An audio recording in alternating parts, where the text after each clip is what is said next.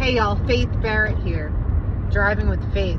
And since we're on the subject of complaining, Philippians 2:14 states, do everything without murmuring or grumbling and complaining. It's different in different Bibles. The KJV says murmuring and disputing. Other Bibles say complaining. So do everything without complaining, murmuring, and grumbling. Why?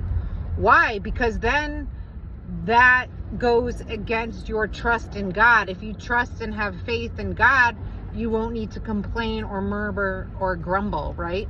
So it's my own fault that I went shopping this morning instead of staying home and getting ready for my shoot. That was my decision that I made, okay? So I shouldn't complain about it. I did it and it's done and I will move on.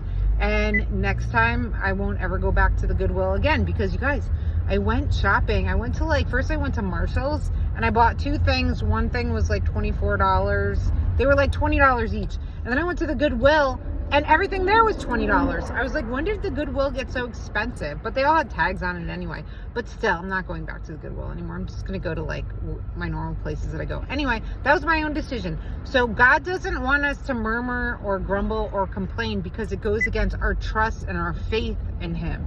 Okay, we are to trust God and have faith in Him.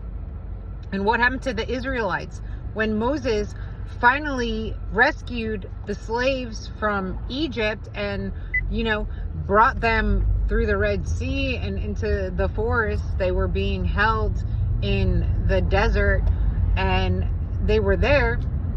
And instead of being joyful and having faith and rejoicing in the Lord and being happy that they were saved from slavery, they were complaining. What are we going to eat? Where are we going to go? Where's this promised land? Why are we stuck here? They were just disrespecting God and complaining. So God cursed them to wander the desert for 40 years until they could enter the land of the milk and the honey, because they didn't have faith in God. God just brought them out of Egypt, where they were slaves. And instead of having faith and trust and rejoicing, they were complaining. So God cursed them. So you know what? We wouldn't be in the position that we're in right now if it wasn't for Eve. If it wasn't for Eve. Eve ruined everything.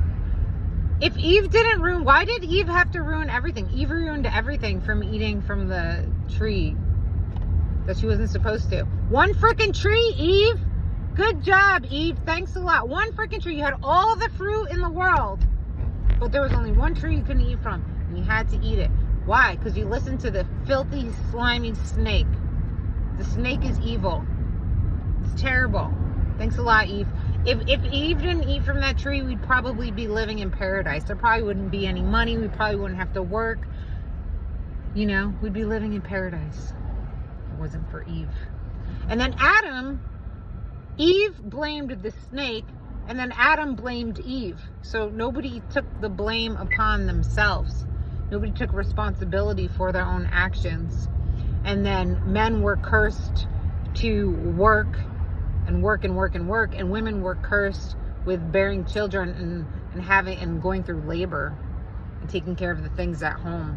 So it's a man's job to provide and to work. It's a woman's job to have the kids and take care of the things at home. But nobody wants to do that anymore. A man wants a woman who works. So I'm a working girl. I'm blessed to be hardworking. So thank you, God, for that. Thank you that I am hardworking.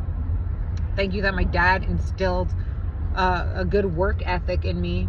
I just wish I didn't go shopping this morning and wasted my time instead of getting. I have so many clothes, you guys. Look at all these clothes that I had to bring to set.